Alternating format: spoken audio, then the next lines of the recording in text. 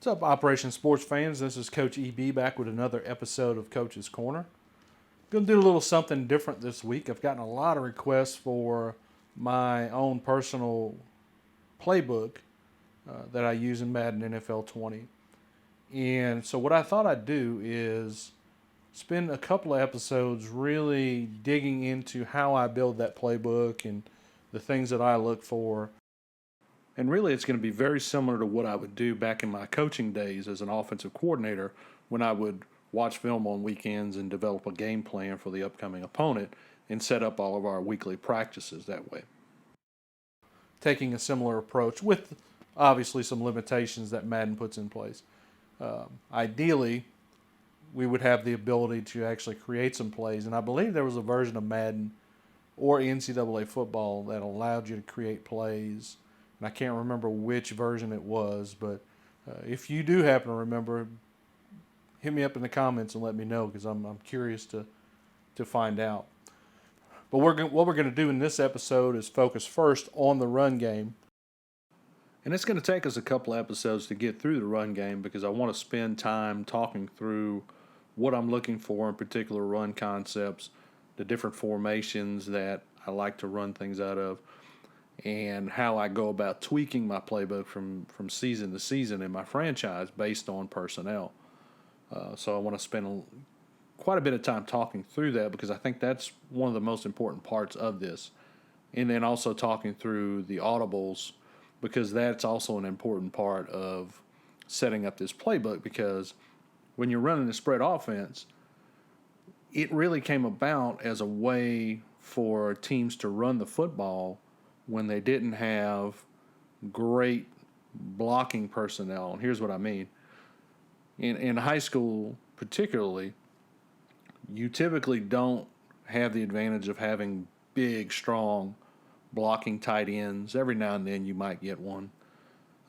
You might have one or two offensive linemen with good size. You know, maybe you luck out and get a 300-pounder, but that's really the exception, not the rule. Most of the time you're really dealing with undersized guys who, for one reason or another, can't play another position. You know, maybe they're slow-footed or they can't catch. You know, there's something else, but they're good football players, and you need to get them on the field somehow. So when you're dealing with those kinds of things, you know, spread really came about as a way to take defensive players out of the box and thus not have to worry about blocking them or making the defense have to make decisions as far as how many guys they're going to put in the box. So the audibles allow you to take advantage of those types of things. So maybe you have a run play called and they happen to load the box on that play so you can audible to a pass play. Or you have a pass play called and they give you a 5-man box and you feel like running is a better option. So you have to be able to do that on the fly, which you see a lot of times in actual NFL games where, you know, quarterbacks are given 2 plays and they're choosing one based on numbers in the box, basically. So it's a very similar approach that I take with this playbook. So those are some things I want to be sure that we spend some time covering. And so we'll focus on the run game first. And what I've done is I have taken Coach Cliff Kingsbury's Arizona Cardinals playbook because it is very similar to a spread offense, obviously. He does a lot of spread things that he brought over from his time at Texas Tech. But it really doesn't matter which playbook you start with because the way I do it is, you know, I basically pare it down as much as I possibly can. And even then, as you can see, I still have 52 plays in my playbook that I can't get to. And that's another thing I hope they fix in future renditions of Madden is I'd like to be able to edit the entire playbook and get everything exactly the way I want it and not be limited at all. Well, anyway, let's go ahead and get started here. And I'm already in the playbook. I have broken down the game plan. I really don't use this function a whole lot, to be honest with you. I don't really see the need for it. I kind of know what I like to do in certain situations, and I can talk about that. as I go through here, but to me it seems very cumbersome and tedious. It literally took me probably close to 30 minutes just to take all the plays that it puts in this game plan out of that to be able to eliminate some of the plays from the existing playbook. So I kind of use my own judgment in terms of the situations. The audibles are a different deal, and I do take some time to set those up, and we'll show you that. But I have eliminated all but one play from each of these situations because it won't let you eliminate all of it. So that's allowed me to really pare this playbook down to just a handful of plays. And so there's a few plays in the pistol group, and there's a few plays in the shotgun group. And those two are going to be the foundation of my offense anyway. So those are fine to stay there. We're going to come over to all plays. And the first thing I'm going to look for, because I am setting up a spread offense, I'm going to go into the shotgun group, and I'm going to start looking for what I'd like to include in there. I tweak my playbook from year to year depending on personnel. I'm not going to run a bunch of 4 and 5 wide receiver sets if I don't have 4 or 5 pretty good wide receivers. If I've got 2 or 3, then I'm going to probably go with some other options. Likewise, if I only have one good tight end, or if I don't have any good tight ends. There have been some years in my franchise when I didn't have any tight ends.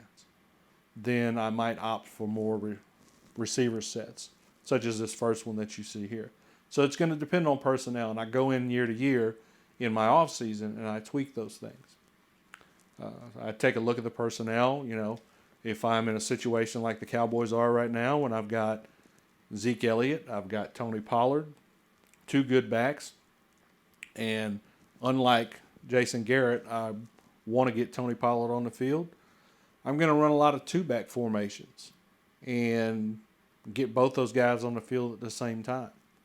So those are just some things that I think about from year to year in my franchise as I go through and start trying to build this thing out. So I'm going to base this on current Cowboys personnel post-draft. So they've got CeeDee Lamb, some of those other guys that they drafted, and I'm going to base this on that. So first thing I know is my tight end position is a bit of a question mark. I've got a guy who could be a pretty good one in Blake Jarwin, and then I've got some other guys who I really don't know a whole lot about. Dalton Schultz has played some, but not a whole lot. We signed a free agent, Blake Bell, but he's more of a blocker. So I'm probably going to stay away from a lot of 2-back or 2 tight end formations because that's not a great personnel group for me. I'm better off if I put that extra tight end on the field. Then what that means is I'm either taking the second back off the field or I'm taking the third receiver off the field. So I'm taking Tony Pollard or CeeDee Lamb off the field in exchange for Dalton Schultz or Blake Bell.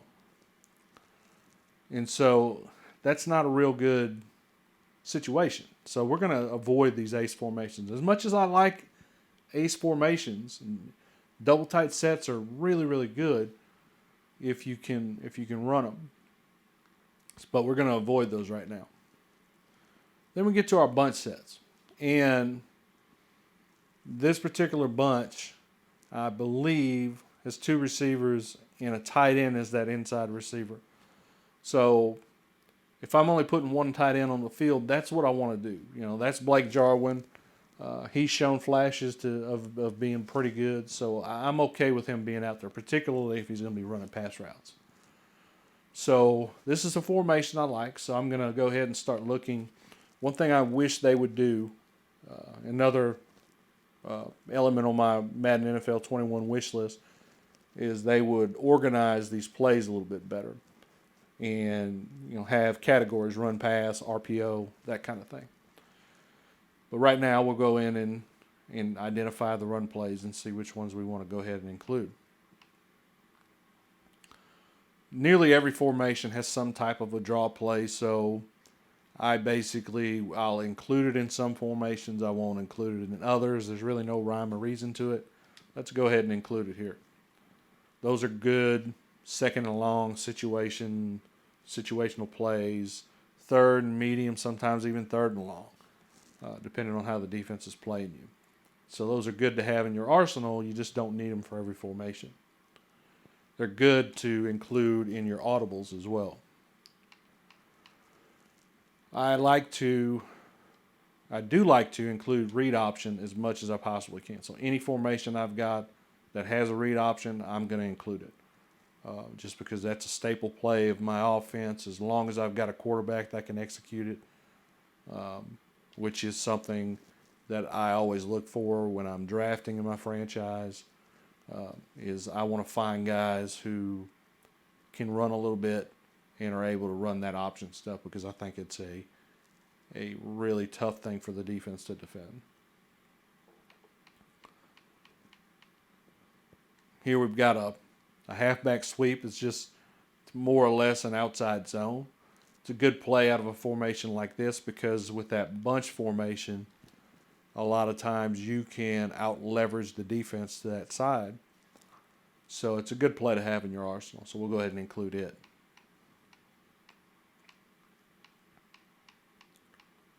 A lot of pass plays in this formation, obviously. Halfback base is more or less it's similar to a power. The only difference is that you can see the backside guard is pulling around all the way to the edge, and he may kick that defensive end, or he may do what we call a log block and try to keep him inside. So that's a good play to have. Then we've got counter Y. This is what we call a same side counter.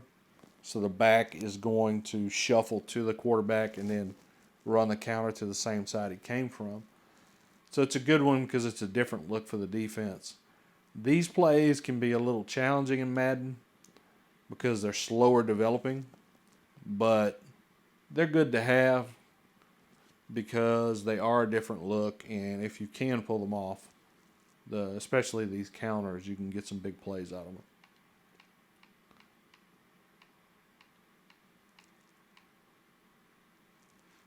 Then we got some trickery, which is always nice to have a few of those plays in your arsenal. So we've got an end around from the outside guy in the bunch.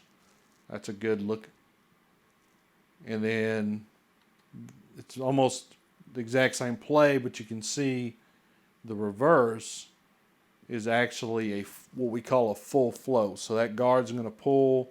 It looks like that halfback base that we just added to the book, except that the outside guy in the bunch is going to come on the reverse. So we're setting full flow to the right, and that receiver's coming back all the way to the left. So hopefully the defense will run with everything going to the right, and he should be wide open to gain some big yards.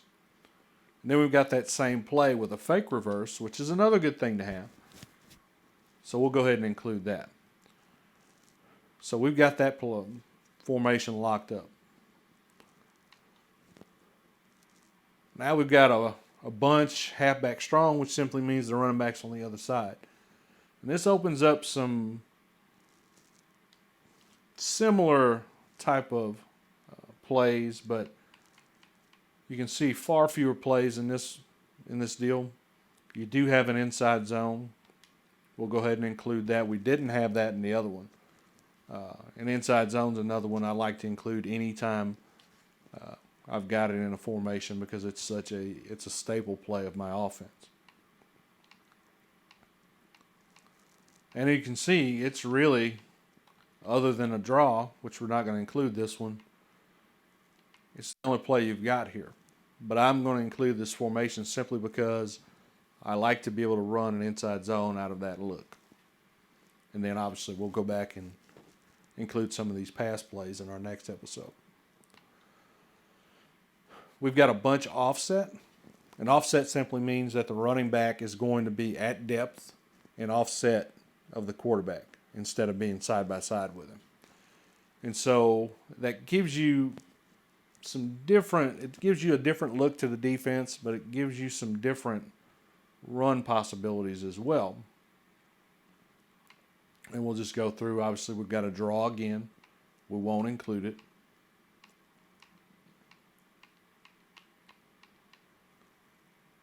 Here's your same side counter. And that's really the only play out of this other than the draw. And because I've already got almost that exact same play, really does me no good to include this formation. So we're going to skip it. Now we've got bunch open offset, and open means that bunch is spread out wide, as you see here. And this is another good, this is actually one of my favorite formations in this year's version of Madden for the RPO possibilities that it gives you. So there's our inside zone. We're going to include that. We've got a trap alert screen. And so what we're basically doing is we're counting numbers, like I talked about before. So if I've got favorable numbers inside the box, I'm going to run the trap. If I've got favorable numbers outside the box, where my bunch is, I'm going to throw that quick screen and see what I can get there. And then I've got what we call an alert route over on the left side, my X receiver. And what that simply means is if I've got a blitz that happens to come from that side, then I can just throw that quick out and gain my yards there. So I'm going to include that. That's a great play. Another version of draw, which you may or may not want to include. We'll include this one because it's got that quick screen fake on the outside. We've got an RPO read screen. You probably saw me go through this in one of the previous episodes of Coach's Corner. Great play where we're reading the defensive end to determine whether we're going to throw the screen, hand the ball off on the zone, or run with the quarterback. So it's a triple option play is what it is. So we'll include that. And then we've got our RPO read bubble, which is the exact same play, but we're running a bubble screen. So, you may or may not want to include that. I include it just because this one tends to be a little cleaner than than the read screen for whatever reason. And so I want to be sure to include that. Now we've got bunch open tight end, and that just brings a tight end tight to the box on the left side. Let's take a quick look and see if we want to include that. We've got this read screen again. A little bit of a different look, so we'll go ahead and include that. We've got a draw. We don't need it. We've got a zone alert bubble. Again, those alerts are simply saying count the numbers and throw it or run it where they ain't. So we'll include that.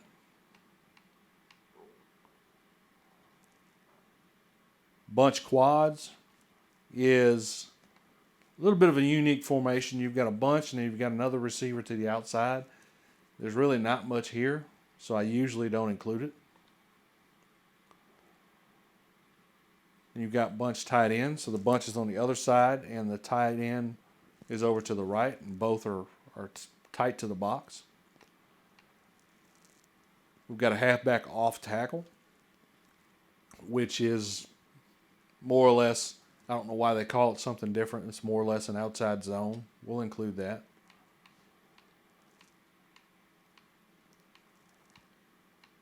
And then we've got an inside zone. And I usually include this formation because I like the pass concepts out of it. There's not much in terms of a run game, but we'll go ahead and include that as well. Then we've got bunch wide. And this one's very similar to one we've seen already. And there's really not anything new other than an outside zone that they actually call outside zone. but we've already got that represented, so we really don't need this formation. We'll skip it. All right, so that'll do it for another episode of Coach's Corner. Be sure to like and subscribe. Hit me up with some comments, questions, anything you might have. We're going to continue to work our way through building this playbook out from episode to episode and take our time and really kind of talk through the coaching points and things like that. We were able to get through a handful of formations today, and so we'll work through a few more in our shotgun formations, and then we'll work our way to the pistol and some of the other lesser important things that we'll add to the playbook. Then we'll come back and do the same thing for the pass game. We'll talk through the audibles, and then when we're all said and done, we've got this playbook where we want it. We'll go ahead and push it out and make it available both on PS4 and Xbox One. So, again, thanks for the support. If you want to see some of these plays in action, feel free to head over to my Coach EB YouTube channel, where I'll be putting the plays that we just added into practice against the live defense, so you can get a clearer picture of some of the things that we talked about in this episode. So until next time, this is Coach EB signing off.